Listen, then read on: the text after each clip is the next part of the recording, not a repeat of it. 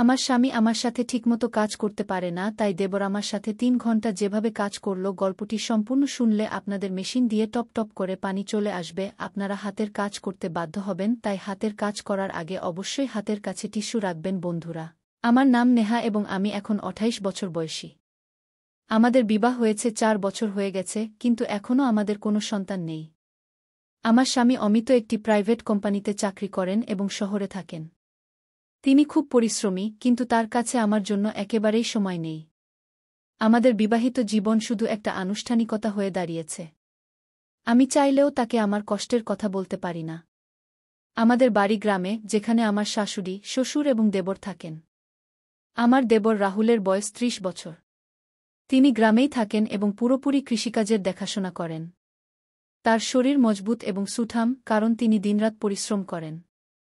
গ্রামে তার খুব সম্মান আছে, কারণ তিনি দায়িত্বশীল এবং বুদ্ধিমান ব্যক্তি।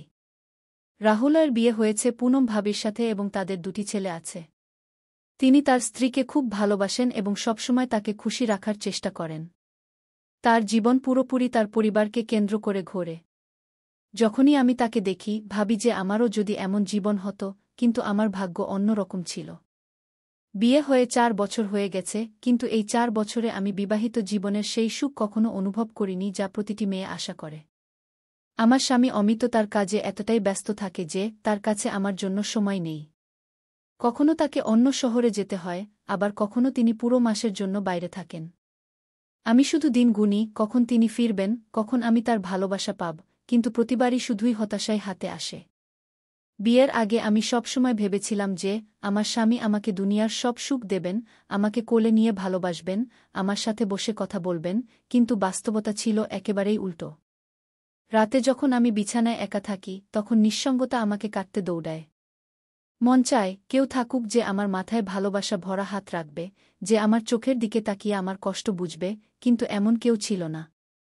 অন্যদিকে যখন আমি দেবরকে দেখি, তখন আমার মনে অদ্ভুত অনুভূতি জন্ম নেয়। তিনি একজন আদর্শ স্বামী, তার স্ত্রীর সব রকম যত্ন নেন। ভাবির ছোটবড় সব প্রয়োজনের খেয়াল রাখেন। ক্ষেতের কাজে যতটুকু সময় পান তা পরিবারটির সাথে কাটান। ভাবি যখনই তাকে কিছু বলেন, তিনি মনোযোগ দিয়ে শোনেন এবং তার সব ইচ্ছা পূরণ করার চেষ্টা করেন।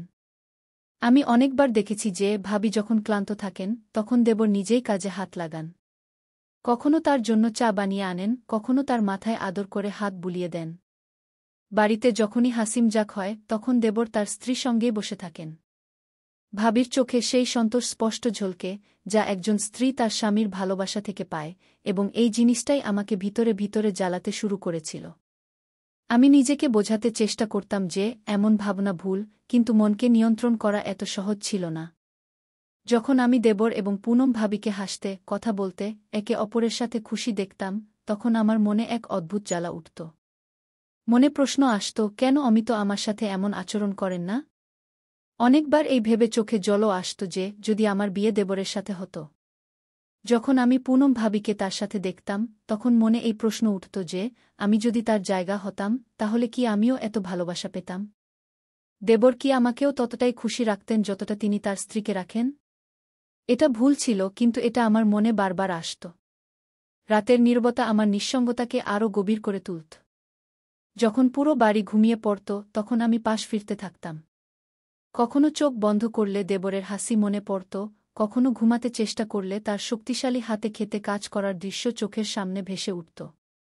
যখন অমিত বাড়ি আসতেন, তখনও তিনি শুধু ফোনে ব্যস্ত থাকতেন। আমি অনেকবার চাইতাম যে তিনি আমার দিকে তাকান, আমার পাশে বসেন, আমার সাথে ভালোবাসা ভরা কথা বলেন, কিন্তু এমন কিছুই হতো না। বিবাহিত হয়েও আমি কোনো অবিবাহিত মেয়ের মতো ভালোবাসার জন্য তাক পাচ্ছিলাম। আমার মনে বারবার এই প্রশ্ন উঠত যে যদি আমার স্বামী আমাকে ভালোবাসা না দেন, তাহলে কি আমি সারা জীবন এভাবেই একা থাকব? আমার কি জীবন অন্যের সুখ দেখে জ্বলতে জ্বলতেই কাটাতে হবে? আমি তো আগেই একা ছিলাম। তখনই আমার স্বামী বললেন যে তাকে কাজের সূত্রে অন্য শহরে যেতে হবে। প্রতিবারের মতো এবারও তিনি যাওয়ার সময় বলেছিলেন, নেহা, নিজের যত্ন নিও, বেশি চিন্তা করো না, আমি তাড়াতাড়ি ফিরব। কিন্তু আমি জানতাম যে তাড়াতাড়ি মানে কমপক্ষে ১ মাস তো হবেই। তার কথাগুলো এখন আমার কাছে ফাঁপা মনে হতে শুরু করেছিল। আমি কোনো অভিযোগও করতে পারতাম না, কারণ আমি নিজেকে বুঝিয়ে নিয়েছিলাম যে তার প্রাথমিকতা শুধু তাদের কেরিয়ার, আমি এখন নয়। বাড়ির সমস্ত কাজ এবং দায়িত্ব আমার এবং পুনম ভাবির ছিল। সারাদিন কাজে ব্যস্ত থাকতাম, কিন্তু মন তো সেখানেই ঘুরে বেড়াত জেঠির দিকে। সেদিন সকালের সময় ছিল। আমি উঠোনে কাপড় ধুচ্ছিলাম। সূর্যের হালকা রশ্মি সাদা চাদরের উপর পড়ছিল এবং ঠান্ডা বাতাস বইছিল। আমি বালতিতে কাপড় ভিজিয়ে রেখেছিলাম, কিন্তু যেই আমি কল খুললাম পানি আসল না। আমি বেশ কয়েকবার চেষ্টা করলাম, কিন্তু পানির এক ফোঁটাও পড়ল না। আমি এদিক ওদিক দেখলাম এবং দেখলাম যে জেঠজি ক্ষেত থেকে ফিরছিলেন। কপালে ঘামের ফোঁটা চকচক করছিল এবং তার শক্তিশালী শরীর, যা পরিশ্রমে গড়া হয়েছিল, সূর্যের আলো ঝলমল করছিল।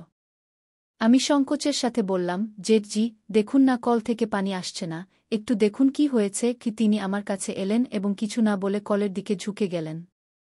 আমি দেখলাম তার শক্তিশালী বাহু নড়ছিল যখন তিনি কল ঘুরাচ্ছিলেন। তার চওড়া কাঁধ এবং ঘামে ভেজা টি-শার্ট আমার হৃদস্পন্দন বাড়িয়ে দিচ্ছিল। আমি নিজেকে থামাতে চাইছিলাম, কিন্তু তার পুরুষত্ব, তার পরিশ্রম, তার প্রভাব, কিছু তো ছিল যা আমাকে আকর্ষণ করছিল। যেই পানিটি বইতে শুরু করল, আমি তাড়াতাড়ি আমার হাত বালতিতে ডুবিয়ে দিলাম, কিন্তু আমার কবজি তার হাতে ছুঁয়ে গেল। একটা হালকা শিহরণ পুরো শরীরে ছড়িয়ে গেল। তিনি আমার দিকে তাকালেন, আমি ঘাবড়ে গেলাম এবং মাথা নিচু করে নিলাম। এখন পানি আসছে, দেখে নাও। তিনি হাসলেন। থ্যাংক ইউ, আমি আস্তে করে বললাম এবং তাড়াতাড়ি কাপড় ধুতে লাগলাম, কিন্তু আমার হাত কাঁপছিল। সেদিনের পর থেকে আমি বারবার তাকে দেখতে লাগলাম। যখন তিনি খেতে কাজ করতেন, আমি লুকিয়ে জানালা দিয়ে দেখতাম। যখন তিনি কুর্তা বদলাতেন এবং তার শক্তিশালী বুক দেখা যেত, তখন আমার গাল লাল হয়ে যেত। মনে অদ্ভুত অস্থিরতা হতে লাগত। আমি কি তাকে ভালোবাসতে শুরু করেছিলাম, নাকি এটা শুধু আমার একাকিত্ব ছিল, যা আমার অনুভূতিকে বিভ্রান্ত করছিল? অনেকবার আমি ইচ্ছা থাকা সত্ত্বেও তার কাছে যাওয়া থেকে নিজেকে বিরত রাখতাম, কিন্তু তবুও আমার চোখ অনিয়ন্ত্রিত ছিল। আমি জেনে শুনে সেই সব জায়গায় যেতে শুরু করলাম, যেখানে তিনি থাকতেন, কখনো রান্নাঘরে, কখনো উঠোনে, কখনো কুজোর পাশে। এবং আমি লক্ষ্য করলাম যে তার চোখও আমাকে খুঁজতে শুরু করেছিল। একদিন যখন আমি উনুনে রুটি বানাচ্ছিলাম, তখন জেঠজি সেখানেই বসেছিলেন। আমি হালকাভাবে আটায় মাখা হাত আমার চুলে বুলিয়ে দিলাম এবং আমার বেনি খুলে গেল। চুল আমার কোমরে পড়ে গেল। আমি দেখলাম তার চোখ আমার উপর স্থির হয়ে গেছে। আমার হৃদয় জোরে ধড়ফড় করতে লাগল। আমি জেনে শুনে আমার ওড়না ঢিলা করে দিলাম, যাতে আমার কাঁধ হালকাভাবে দেখা যায়। আমি ভাবলাম দেখি তার চোখে কোনো পরিবর্তন আসে কিনা এবং তার চোখে একটা গভীর চমক ছিল। তিনি তার চোখ সরানোর চেষ্টা করলেন, কিন্তু পারলেন না। সেই সন্ধ্যায় বৃষ্টি হচ্ছিল। আমি ছাদ থেকে কাপড় নামাতে গেলাম। তখনই বিদ্যুৎ চমকাল এবং আমি ভয়ে পিছনে সরে গেলাম। পিছলে পিছলে আমি পড়তেই যাচ্ছিলাম যে একটি শক্তিশালী হাত আমাকে ধরে সামলে তার ভারী কণ্ঠস্বর আমার কানে পড়ল। আমি উপরে তাকালাম, জেঠজি আমার খুব কাছে দাঁড়িয়েছিলেন। তার হাত এখনও আমার কোমরে ছিল। তার শরীরের উষ্ণতা অনুভব করা যাচ্ছিল। তার চওড়া বুক থেকে আসা হালকা ঘামের গন্ধ অদ্ভুতভাবে ভাল লাগছিল। আমি কিছু বললাম না। তিনিও তার পাক শিথিল করে দিলেন, কিন্তু আমাদের চোখ একে অপরের থেকে সরছিল না। সেই মুহূর্তে আমি বুঝতে পারলাম যে এটা শুধু আকর্ষণ ছিল না, আমার হৃদয় কবেই তার সীমা ছাড়িয়ে গিয়েছিল। সেদিনের পর থেকে কিছু বদলে গিয়েছিল, বা হয়তো আমিই বদলে গিয়েছিলাম। আগে যেখানে আমি আমার স্বামীর ভালোবাসার জন্য তর্ষে থাকতাম, এখন আমার চোখ অন্য কাউকে খুঁজতে শুরু করেছিল। আমি চাইলেও তাকে উপেক্ষা করতে পারছিলাম না। তার শক্তিশালী দেহ, তার গভীর চোখ, তার আপনত্ব, সবকিছু আমাকে তার দিকে টানছিল। তিনি আগেও একই রকম ছিলেন, কিন্তু আমি প্রথমবারের মতো তাকে এই দৃষ্টিতে দেখছিলাম। মনে প্রশ্ন উঠছিল, এটা কি শুধু আমার একাকিত্বের প্রভাব ছিল, নাকি সত্যিই আমার হৃদয়ে তার জন্য কোনো বিশেষ জায়গা তৈরি হয়েছিল? আমি এই প্রশ্নগুলোর সাথে লড়াই করতাম, কিন্তু উত্তর কখনো পরিষ্কার হতো না। যখনই আমি নিজেকে বোঝাতে চেষ্টা করতাম, কোনো না কোনো ঘটনা আমাকে আবার সেই মোডে নিয়ে আসত, যেখানে আমার হৃদস্পন্দন দ্রুত হয়ে যেত। এখন আমি চাইতাম যে জেঠজি আমার সাথে কথা বলুন, আমি চাইতাম যে তিনি আমার দিকে তাকান, আমার যত্ন নেন যেমন তিনি ভাবির নিতেন। কিন্তু তিনি তো আমার সাথে তেমনি আচরণ করতেন, যেমন আগে করতেন, সম্মান এবং মর্যাদার সাথে। এই বিশ্বাসটাই আমাকে আরও অস্থির করে তুলছিল। আমি তার কাছে শুধু তার ছোট ভাবি ছিলাম, এর বেশি কিছু নয়। কিন্তু আমি এখন শুধু তার ছোট ভাবি হয়ে থাকতে চাইতাম না। অনেকবার আমি চেয়েছিলাম যে তাকে কিছু বলি, কিন্তু বলতাম কি? আমি তাকে বলতে পারতাম যে আমার মন তার দিকে টানছে। একটি সন্ধ্যায় আমি উঠোনে একা বসেছিলাম। জেঠজি কাছেই চেয়ারে বসে তার ফোনে কিছু দেখছিলেন। পরিবেশ শান্ত ছিল, কিন্তু আমার মনে অস্থিরতা চলছিল। আমি বহুবার চেয়েছিলাম তাকে কিছু বলতে, কিন্তু আমার ঠোঁট কিছু বলার আগেই কাঁপতে শুরু করত। হঠাৎ তিনি আমার দিকে তাকালেন এবং বললেন, "কি হয়েছে, নেহা? তুমি কি কিছু বলতে চাইছ?" তার কণ্ঠে সেই একই আপনত ছিল যা সবসময় থাকত। আমার মনে হল এখন সময় এসেছে, এখন আমার মনের কথা বলে দেওয়া উচিত। আমি সাহস জোগাড় করলাম। আমি ধীরে বললাম, "জেঠজি, আপনি খুব ভালো।" তিনি একটু চমকে উঠলেন, তারপর হালকা হাসি দিয়ে বললেন, "আরে, এটা তো আমি আগে থেকেই জানতাম, কিন্তু আজ হঠাৎ এই প্রশংসা কেন?" আমি চোখ নামিয়ে নিলাম। আমি তাকে সব কিছু বলতে চেয়েছিলাম, যে আমি তার কাছে আসতে চাই, যে যখন তিনি আমার আশেপাশে থাকেন তখন আমি এক অদ্ভুত শান্তি পাই, যে যখন তিনি মাঠে কাজ করেন তখন আমি তাকে লুকিয়ে লুকিয়ে দেখি, যে যখন তিনি আমার কবজি ছুঁয়েছিলেন তখন থেকে আমার হৃদয় বেকাবু হয়ে গেছে। কিন্তু আমি কিছুই বলতে পারলাম না, শুধু হালকা হাসি দিলাম। জেঠজির প্রতি আমার আকর্ষণ এখন একটি খোলা রহস্যের মতো ছিল, অন্তত আমার হৃদয়ের কাছে। যখনই আমি তাকে দেখতাম, হৃদয়ে অদ্ভুত চাঞ্চল্য হতো। তার কণ্ঠস্বর, তার হাসি, তার মাঠে কাজ করা, সবকিছু আমাকে তাকে আরও টানছিল। কিন্তু এই আকর্ষণ একতরফা ছিল। জেঠজি হয়তো কখনো অনুভব করেননি যে তার ছোট বৌদি তাকে এভাবে দেখেন। তার কাছে আমি শুধু পরিবারের একজন ছিলাম, শুধু অমিতের স্ত্রী। তিনি কখনো এমন কিছু করেননি যাতে মনে হয় যে তিনিও আমার সম্পর্কে কিছু ভাবেন, এবং এই বিশ্বাসটাই আমাকে আরও অস্থির করে তুলছিল। তারপর সেই দিন এল, যখন অমিত 1 মাস পর বাড়ি ফিরলেন। আমি ভেবেছিলাম যে আগের মতো এবারও তিনি শুধু তার কাজের কথা বলবেন এবং আমাকে উপেক্ষা করবেন, কিন্তু এবার কিছু বদলে গেছে বলে মনে হল। বাড়িতে ঢুকেই তিনি জিনিসপত্র রাখলেন এবং সোজা আমার দিকে এলেন। "কেমন আছো, নেহা?" তার কণ্ঠে আগের মতো শীতলতা ছিল না। তার মুখে সেই পুরানো ভালোবাসা ফিরে এসেছিল, যা আমি বিয়ের শুরুর দিনগুলিতে দেখেছিলাম। আমি হালকা হাসি দিয়ে বললাম, "ভালো আছি। আপনি কেমন আছেন?" আমি আশা করিনি যে তিনি আমার কাছে এসে আমার হাত ধরবেন, কিন্তু তিনি তাই করলেন।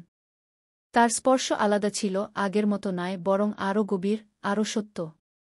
"নেহা, আমি জানি যে আমি তোমাকে আগের মতো সময় দিতে পারিনি, কিন্তু এখন আমি চেষ্টা করব।" আমার হৃদয় ধড়ফড় করে উঠল।